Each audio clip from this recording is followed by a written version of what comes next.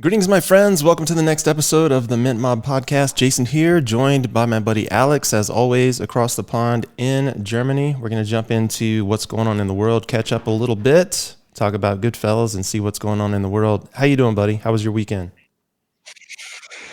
Hey man, I'm doing great. Happy to be here. Always looking forward to the beginning of the week for some reason. I know some people are like, oh no, it's Monday again, but I feel like that's when you get productive again after recharging at the weekend. So I had a great weekend. How was yours? It was good, man. It was good. My birthday was on Thursday, so we did some cool stuff Thursday night, and then Friday kind of took it easy. I did some coding. Obviously, I had to get that Metaplex core code finalized for royalties, so got that done late Friday night, probably I don't know, as it's Saturday morning, really, probably 2 or 3 o'clock in the morning. And then on Saturday, we played pickleball for like 5 hours. We were in a tournament, and so my feet are pretty sore today. But it was a good workout, and we had fun, and yeah, it was all good. That's actually on my bucket list. We need to play pickleball once against each other. I'd love that. I'd love to see if there is any way you can defeat me. Well, the next time you come to my state and don't come to see me, come on, man. Seriously, you were like 3 hours away and didn't even bother to come. So, not. I made I looked onto like my navigation and it said it was like 5 hours actually. And it's funny because I was in Arizona, and why? Actually, Flagstaff is not that far away, right? Yeah, Flagstaff is less than 2 hours by car. No way, man. Yeah, I'll be there again and we'll meet. And yeah, we'll definitely do that. I mean, you've been to Italy and you were probably like 4 to 5 hours away from me. So yeah, at least I got another reason to come again. Yeah, for sure. Well, I'm sure I'll be back in Europe at some point in the near future since my in-laws have property there. So who knows? We'll see. We'll connect somewhere. You mean since my wedding is next year? Oh, that's right. Yeah, your wedding that you've been waiting. How long have you and your fiance been together now? 22 years, and you still just now getting married? Yeah, almost. It's crazy, but at some point you have to propose and happy wife, happy life. I love how you phrase that. At some point you have to. I'm sure she'd love to hear you phrase it that way. I had to do it, Yeah, it's like, for some people it's not that important, I definitely see that like this because in the end it doesn't really change a lot. It's just on the paper. Now you're husband and wife, but in the end it's not necessary in order to love each other. Yeah, it's true. I think it's different in the modern world. There's not really that many advantages to being married, especially if you're a man. So I think a lot of men nowadays are just kind of waiting. But yeah, you guys have been together for a long time, so it's probably time to get it done. Yeah, there are actually tax advantages once you're married here in Germany. So if one of you earns a lot more than the other one, you get a lot of tax advantages. I'm not sure if it's similar in the United States.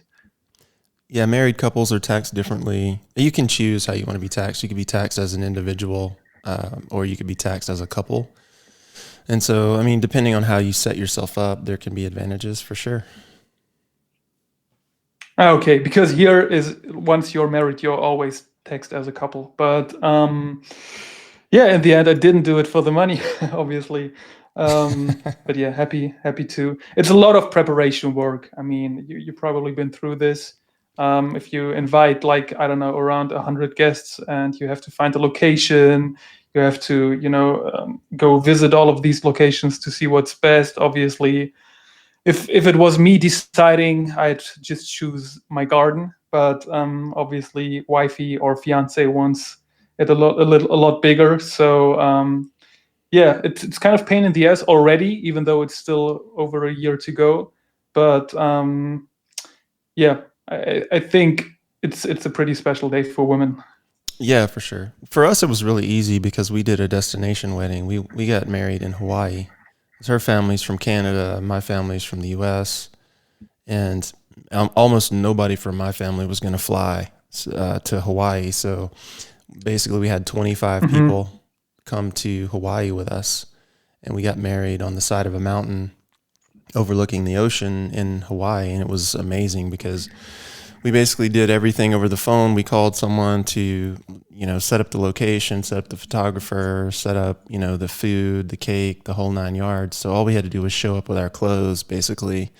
And so we got there a week early and just enjoyed the islands. And then we got married, and then we flew over to Kauai, which is one of the neighboring islands.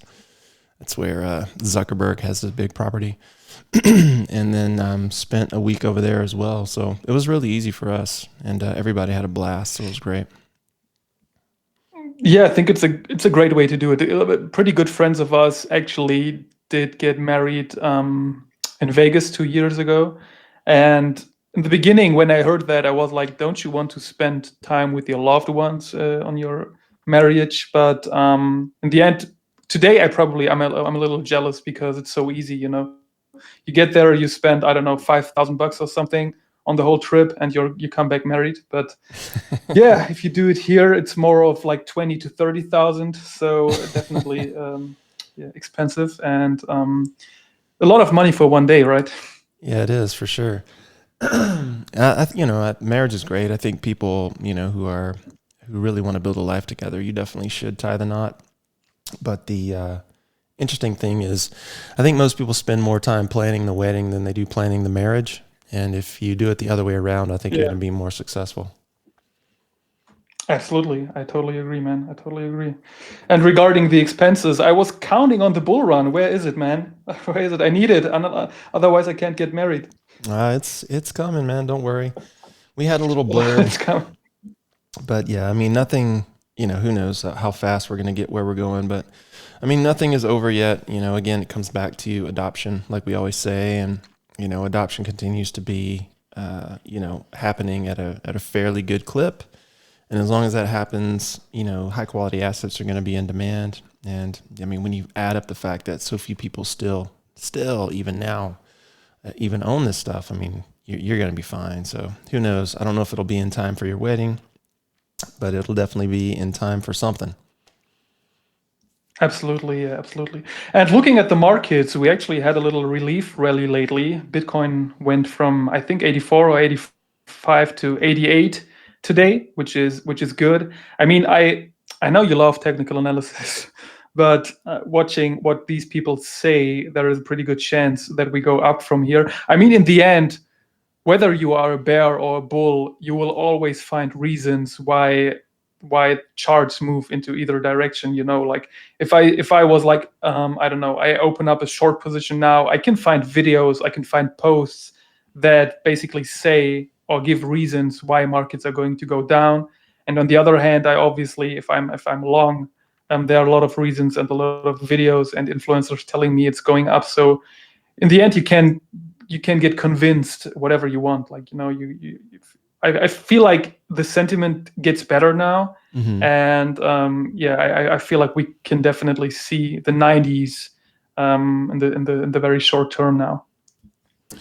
Yeah, for sure. For sure. I mean, who knows? Neither of us can predict the future, but, hopefully we'll both be here for it. And, as long as things continue on the trend that they're going, I don't think anyone who's committed to a long-term play has anything to worry about. At least that's how I look at it. I've never seen evidence to the contrary in any market, anywhere, ever, where a technology, a product, a service, a particular business model was being adopted. It's just not possible. When it's being adopted and there's demand, especially for quality assets, and there's limited supply, at some point price has to respond in kind. And I think that's there's still a lot to go with things like Bitcoin, for example. Yeah, I read a post about the race of becoming the Bitcoin country. Like obviously the United States are making a lot of yeah, are talking a lot about, especially the government are talking a lot about Bitcoin and becoming the Bitcoin major country, whatever. Hmm. And then the post said that the United States is basically racing alone. There is no country that is trying to acquire Bitcoin as well. So that's not true, right? Do you think there are countries buying Bitcoin secretly right now? I think there's a lot of talk on both sides of the fence around what countries are and aren't doing. And I don't think politically it's a popular thing to talk about unless your constituency is for it, you know. And so when you're a politician, and unfortunately in the modern era, we have career politicians, which is a really bad thing. You should never have career politicians. You should have people who go and serve and then get the fuck out of there and then go do something productive. And in that way, you don't get entrenchment like we've seen in Washington, D.C. for the last 4 or 5 decades. But because we have career politicians who basically have bet their entire lives on staying in politics, they can only do what their constituency will vote them to do. Otherwise, they lose their job. And so until, constituencies in different countries and across the globe start looking to their politicians to actually voice opinions that match a populace that say, hey, yeah, we want Bitcoin to be held in treasury. We want a sound currency, blah, blah, blah. Until you see that publicly happening on a large scale from, many, many voices that vote, you'll see a reluctant politician to do anything because, again, politicians are incentivized to keep their jobs. That's pretty much it. So I think it's interesting that the Trump administration has embraced crypto and, the tie between crypto currency, crypto technology, and AI technologies will be a tremendous driver in how economies look going forward, because we will basically automate the production of systemized knowledge or closed circuit knowledge, if you will. And if you can do that, then you free up more humans to be creative, and you change the way that work looks for many, many people. So I think the U.S. embracing this is a good thing. It's a good sign, and it points to a future that is bright for many, many people. So I think it's good. Obviously, we've got countries like El Salvador, for example, and there are a few other smaller countries who have mentioned, wanting to onboard Bitcoin. You've got companies like MicroStrategy, which are the size of many small countries or larger than many small countries. And that's not going to slow down. So as long as the big financial institutions, your BlackRocks, you look at your ETFs, you look at your stock markets, and they're housing more and more crypto assets in the form of, ETFs or some sort of investment vehicle. Whether your government wants to onboard Bitcoin or some cryptocurrency is basically irrelevant, because if people are buying it, then it has value, because that's basically what creates it, that demand for it, that desire for it. So at some point, countries will have to acknowledge that, whether or not their populace does or not. So, it's interesting. I think the career politician is probably the worst enemy of people. And if, they're waiting for responses from their populace to act, it just shows you who they really are. So the fact that Trump is acting, the fact that Bukele of El Salvador has acted in a big way, it just goes to show you that they're independent thinkers on some level. And I think that's a great thing for people to acknowledge. Today I saw another video from Senator Loomis, who said that the US government should sell its gold and buy Bitcoin. And you also have like the SEC, who is heavily pro Bitcoin by now. That has been different in the past. Do you think, if all that plays out, if other countries join the Bitcoin movement, and in 4 years from now we'll get Democrats again, do you think they can, basically undo all that, sell their Bitcoin, and go against Bitcoin again? I doubt it. And the Democratic Party is so weak right now. I have no idea what direction they're planning to take their party. Some of the gossip that I've heard is that they want to create a ticket of like Tim Walz and Alexandria Ocasio-Cortez, AOC. Like, these are some of the dumbest people on the planet. Like, if they put these people forward as like leaders of the party again, then they will just get laughed at again. So, who knows what's going to happen. But the Democratic Party needs to really rethink their direction. They have completely lost it and gone off the deep end. And I don't think anyone's taking them seriously at this point, at least not any rational thinker. I mean, because you have to look at it this way, right? Like, if you think that Elon Musk is a moron because now all of a sudden he's decided to support the Trump administration and institute, an organization that works closely with the government, like Doge, for example. I mean, if you think he's an idiot, just look at all the other tech entrepreneurs who have also done the same thing in terms of shifting from left to right in terms of their political view. And really, it's not even a shift from left to right. It's just a shift from left to common sense. No one has really gone super right. It's just common sense, right? Like you look at A16Z, you look at some of these investors, you look at Naval, these heads of companies and investors and people who understand finance, capitalism, people who understand how to multiply assets and, create opportunities for people. A lot of them have shifted from a traditional leftist view to a centrist view, which is basically what the Trump administration represents. So, at the end of the day, I feel like until some reason or rationale is injected into the Democratic Party, they've got a lot of problems. And I don't really see them undoing much of anything. Do you think there is a high chance that for the next election, J.D. Vance will be a candidate for the Republicans? I think so. I mean, it's certainly possible. That would be traditional. Usually the vice president of the outgoing sitting president, at least runs. I don't know if he'll get the nomination or not. And, we'll see. Do you think he would be a good choice? I don't know that much about him, to be honest with you.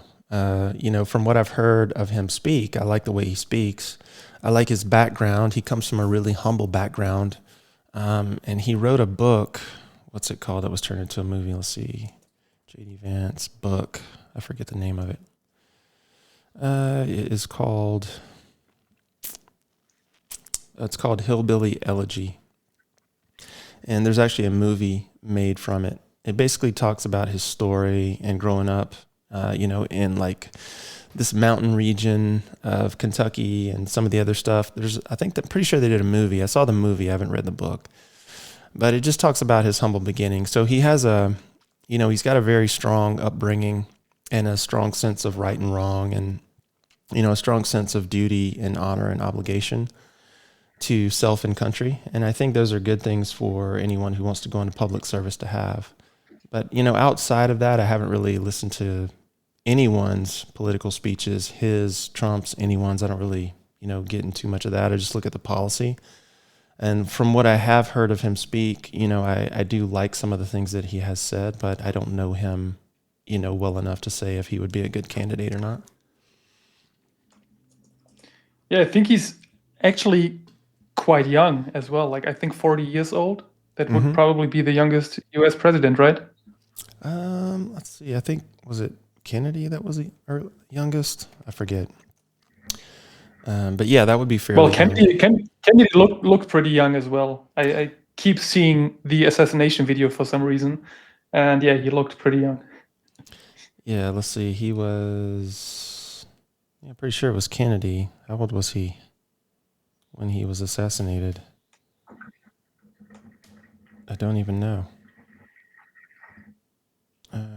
Should say on his Wikipedia page here. Let's see. How old was he? Man, I should probably know this. I do not know. All right. He was born in, when was he born?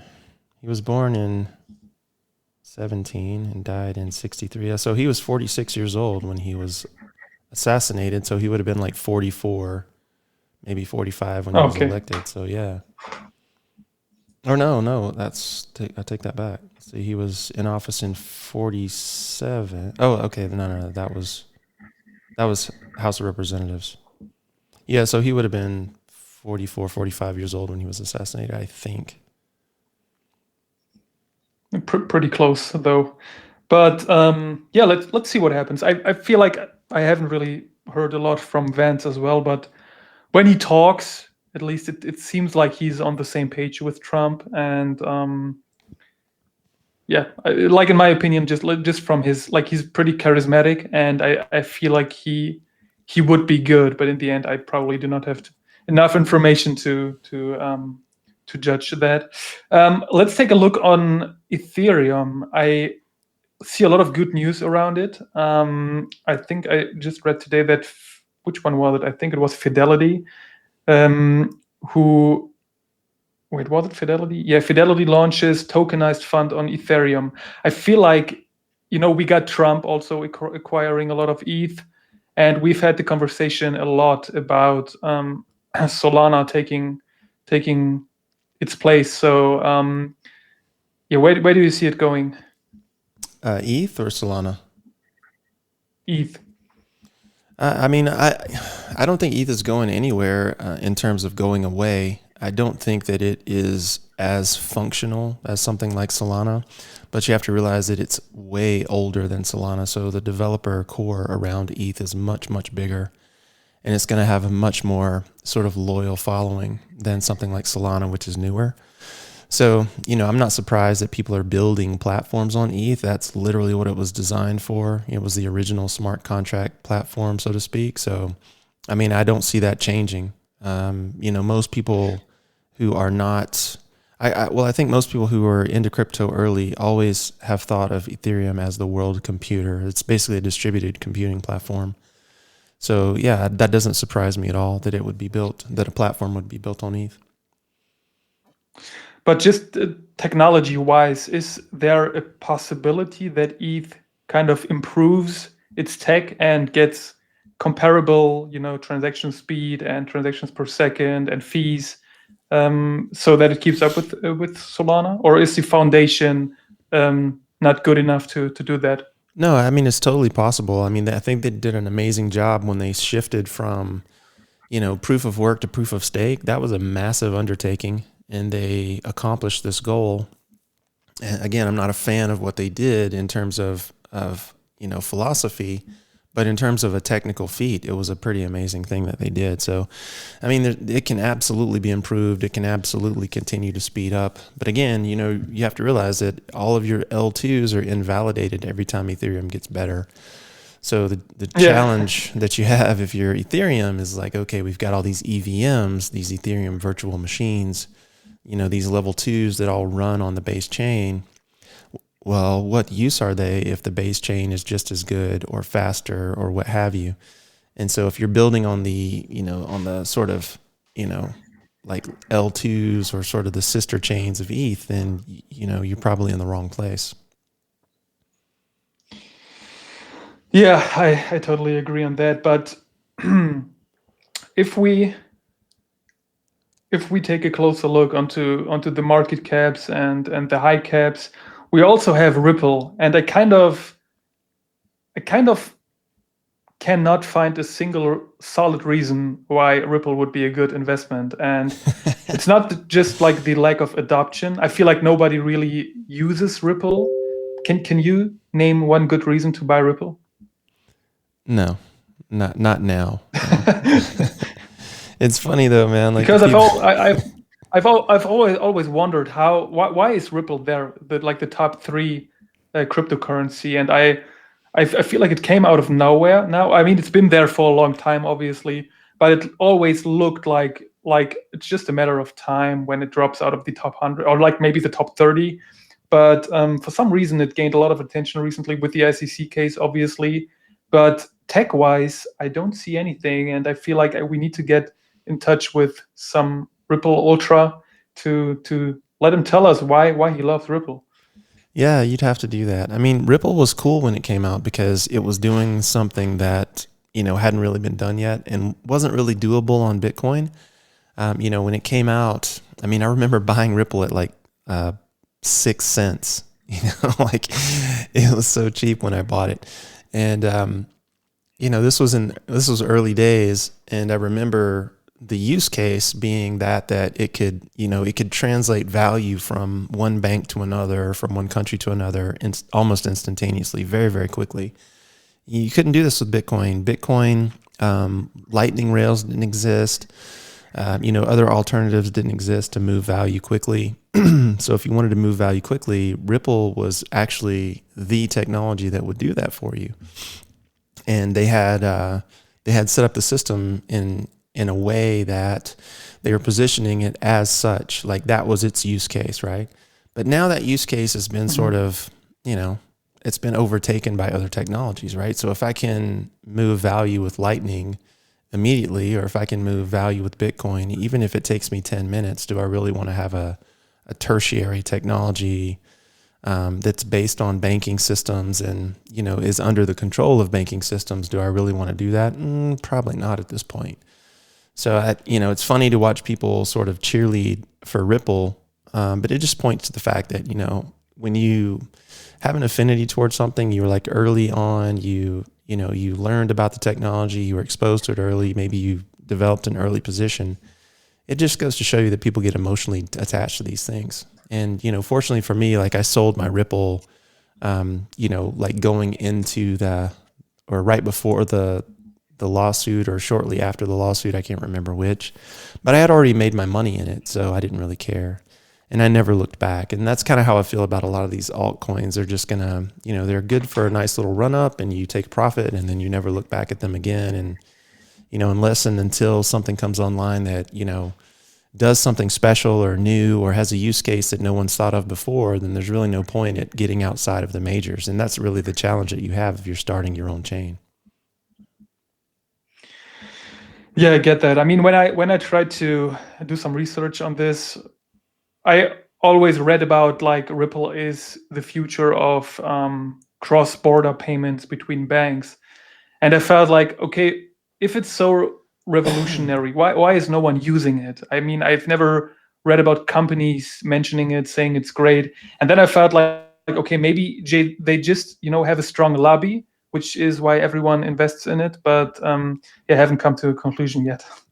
Well, a lot of banks did in fact adopt it. I don't have the information in front of me, but there were quite a few banks that did adopt it. The SEC case was a tremendous slap in the face. If you go to the Ripple website, like I just pulled it up now, like you can see all the companies that are using it, or at least all the companies that they claim to be using it.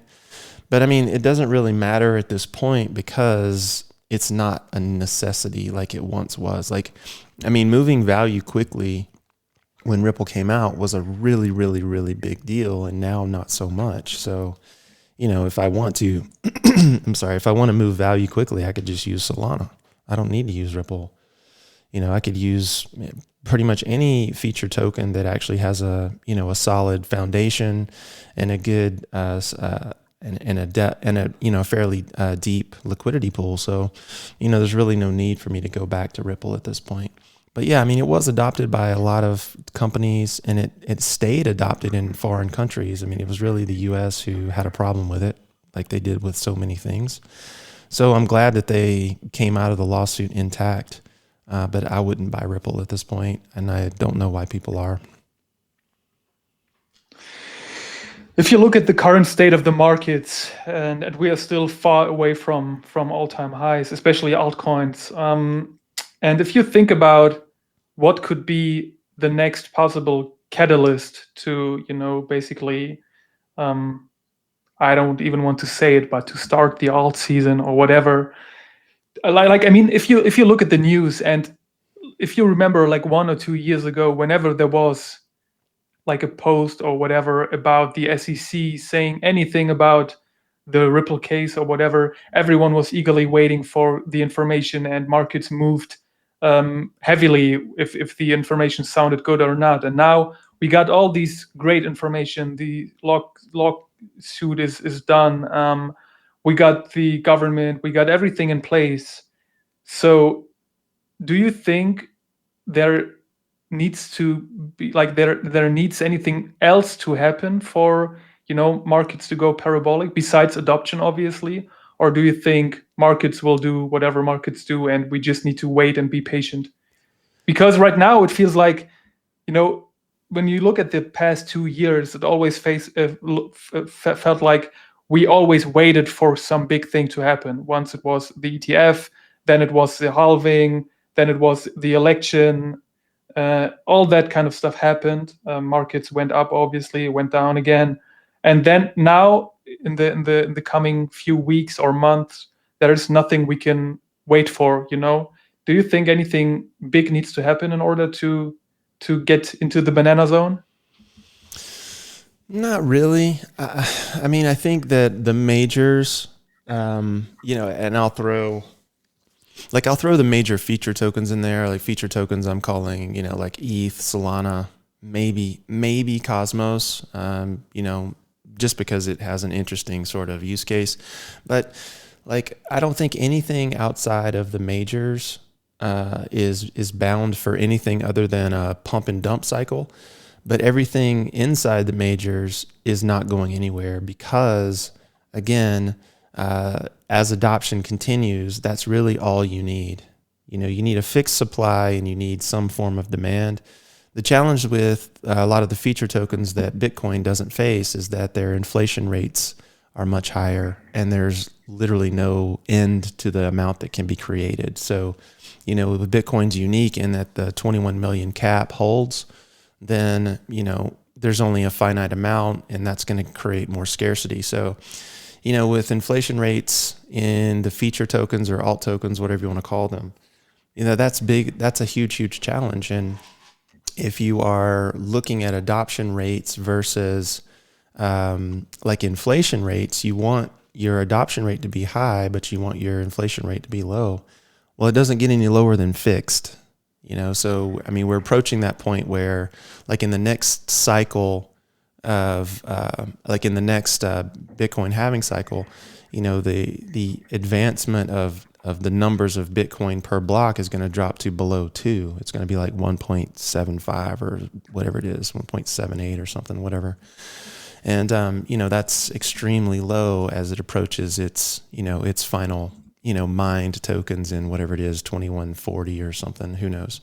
But at the end of the day, like the other tokens don't necessarily have that feature built in. So if we are looking at adoption rates versus inflation rates, then there you go. That's going to be what's going to hold back a lot of these tokens. And some of these tokens have like really, really high inflation rates. Like, I forget, like whether it's, Polkadot or one of these, they're paying like 13, 14% for staking, and they're paying obviously in tokens that are magically generated inside, a computer program. That's not the same thing as proving that you've worked to create a thing.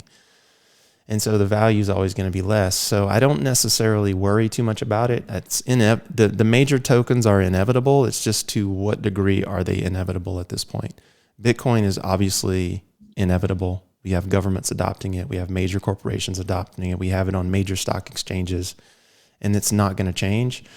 And the supply is fixed. So outside of that, you just got to look at, okay, well, what inflation situation and adoption situation do I want to, sort of align myself with? And outside of that, like you can have short-term, shocks to the market that throw it up or throw it down. But, unless you're day trading or swing trading, who really cares? I'm not selling my Bitcoin because it popped up 10% or 20% today. It's not going to happen. I'm just going to keep acquiring. So that's how I look at it. But do you think there is actually a possibility for new projects to get up and to get into the billions of market cap? Because I do agree with you that I'm not the biggest fan of these high staking rewards, obviously, because if you get 10 to 15% and they just turn on the coin printer to distribute these tokens. I mean, on the other hand, what projects usually do is when they want to get their coins promoted by, I don't know, influencers or whatever, they usually give them coins as well. And what happens is these influencers shield them, these coins pump, and then they sell their like what they got. So in the end, what do you think is necessary in order to become successful as a crypto project? I don't think there's any separation between a successful crypto project versus a successful business, successful organization. I think it's all the same, right? Like on some level, if you want to create success, you have to have some sort of value proposition that draws people in, whether it's, storytelling or artwork or some sort of service provision, some sort of, electronic utility. I mean, whatever the thing is, you have to create something that's useful to, many, many people, and B, something that's easy for them to use. Like right now we're at a point in Web3 where nothing is really easy to use. Everything is a pain in the ass. We're kind of going through this with upgrades to the core NFTs right now, even though the technology's been out for a year or more, I think even longer than that. Like it's still not set up so that it's really easy to go through and update or change or even convert traditional NFTs to the core platform. So, as long as, payment rails are difficult to deal with, wallets are difficult to deal with or compromisable or whatever the case may be, people on the whole are going to trust their banks, even though their banks are not trustworthy. They're going to trust existing systems, even though existing systems are not trustworthy. And they're going to do that because that's what they've always done, not because it's better or worse, but just because that's a habit that they have. So in order for us to break a traditional habit or break something out of someone's life that they've been doing their entire life, it needs to be way better. And we're not there yet. So we if you really want to be successful, you need to do it way better than they could do it somewhere else. Right now, what we can do way better is we can track royalties, we can track ownership. We can solidify IP rights. Like we can do this way better right now. And that's what GoodFellas is founded on, right? But that doesn't mean we can't add other real world assets to the mix. And that doesn't mean we can't add other technologies to the mix. It just means that we're not at a place in the world where we're doing those other things really well yet. Yeah, I totally agree. I was basically like my question was related to cryptocurrencies only because I also thought that there is definitely a lack of innovation, and I wondered why more projects are not investing in this to make crypto more accessible to the masses. And obviously you mentioned GoodFellas as an NFT project, and I mean that's what we do, and what we always wanted to do is be innovative, like try new things, do things no one has done before. And when I see these crypto projects popping up and all they do is basically copying the others and basically promoting it by telling people like, hey, we are like, I don't know, we are as fast as Solana, we have low transaction fees, blah blah blah, always the same. I don't get why this space does not evolve in that case. Yeah, I mean, when you're talking specifically about the tokens, it's the same thing because really what do the tokens represent, right? Like, I mean, if you're buying Solana, for example, you're basically supporting the core group of development that is the Solana Foundation. It's not really decentralized. We can talk about, transaction processing as being decentralized. It's the same thing with ETH. Like their ETH has a foundation, like a core group of people run the technology and they can upgrade the technology, provided they get enough support. So like, outside of Bitcoin, you have everything that is, sort of quasi decentralized. Yeah, portions of it are decentralized, but it is by far not even close to being on par with Bitcoin. So you're basically buying stock in an organization or a company or a business, whatever you want to call it. That's really what you're doing. Whether it's an NFT token, which NFTs are tokens, or a token like Solana or ETH or whatever, you're basically buying stock in the promise that this company, organization, group of people is putting forth. So that's why I say it doesn't really matter because at the end of the day, it's, like these token raises, whether they're NFTs or tokens that are released into the wild, on top of ETH or on top of Solana, they're all meant to back something, and sometimes what they're backing is just a promise or an idea or a meme. So you have to look at what's underlying and say, okay, is what's underlying that particular activity worth my time? And is it a long-term play? And we've already seen in thousands upon thousands upon thousands of cases that all of this crap that gets thrown against the wall, 99.99% of it is just garbage, and it's not going anywhere. And it doesn't matter how much you push and poke and prod and hype it up, it's not going anywhere because there's nothing underneath it that's of long-standing value. So until we get to that place, like, talk about NFTs, talk about tokens, talk about chains, It's all the same shit. It just comes down to value. Like, what's the value proposition that this particular chain is going to put forth, right? And unless it's new and unless it's something that is highly sought after or desirable, there's no need for anyone to trade another, yet another altcoin or yet another feature coin. It's just all the same stuff.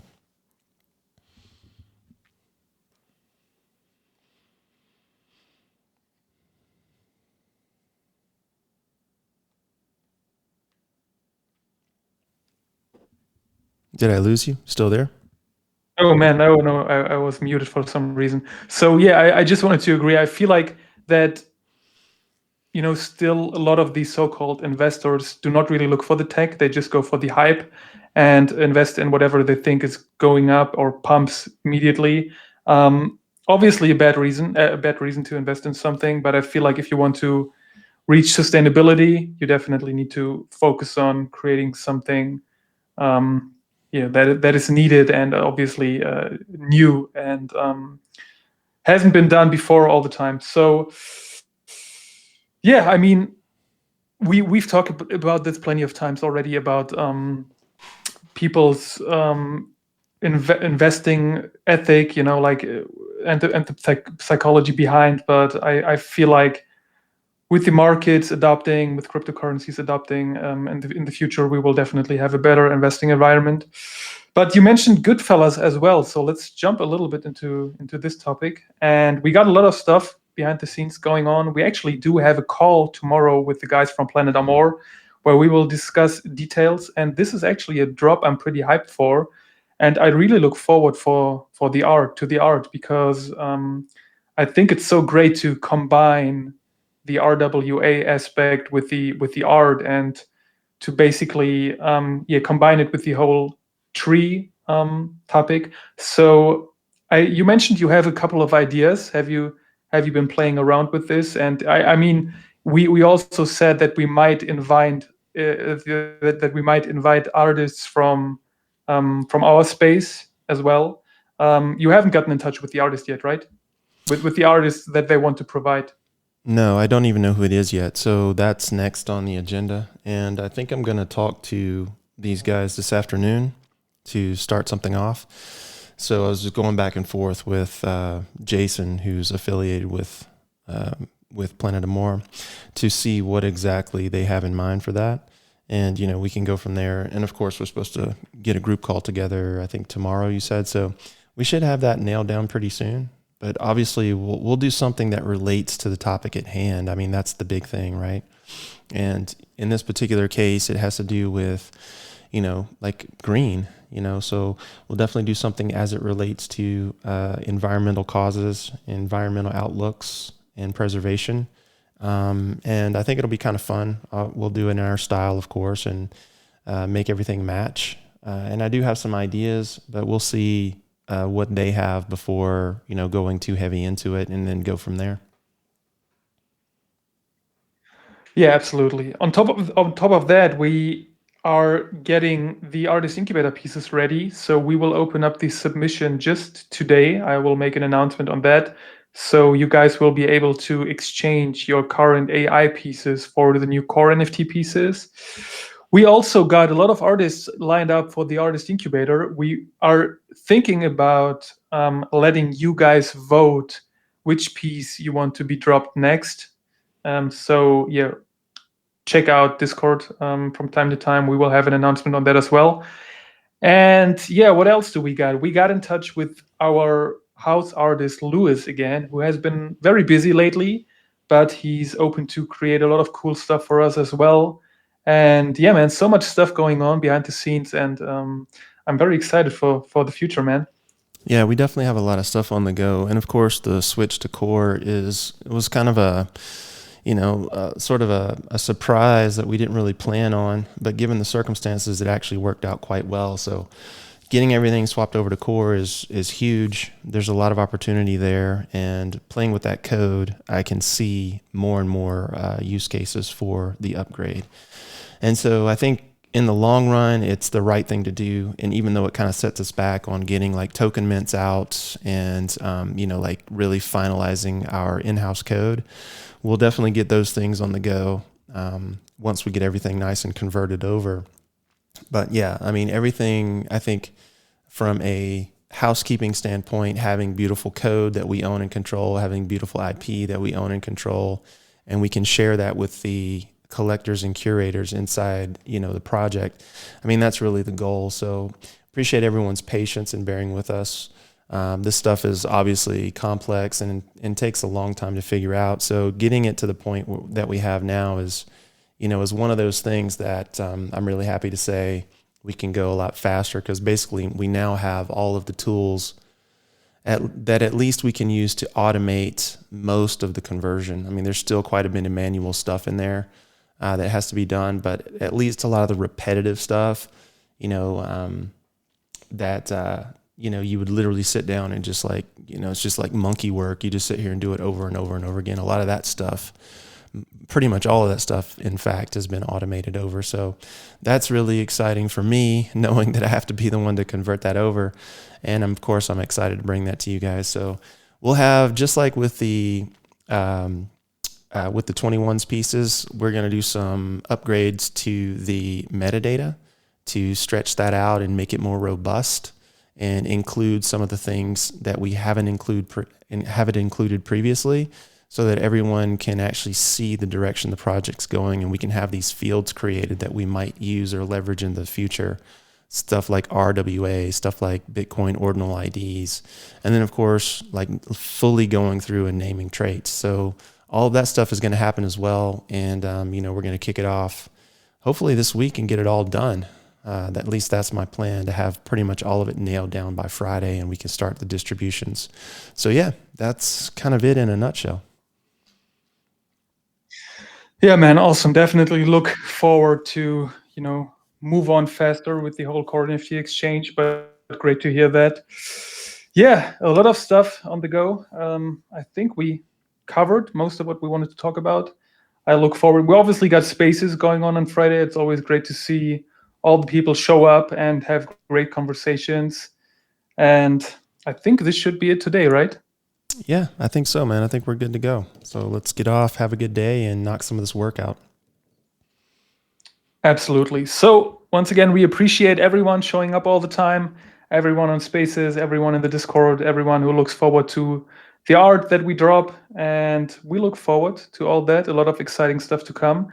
I hope you guys have a great week, and we look forward to see you on Spaces. Bye-bye, everyone. Take care, guys.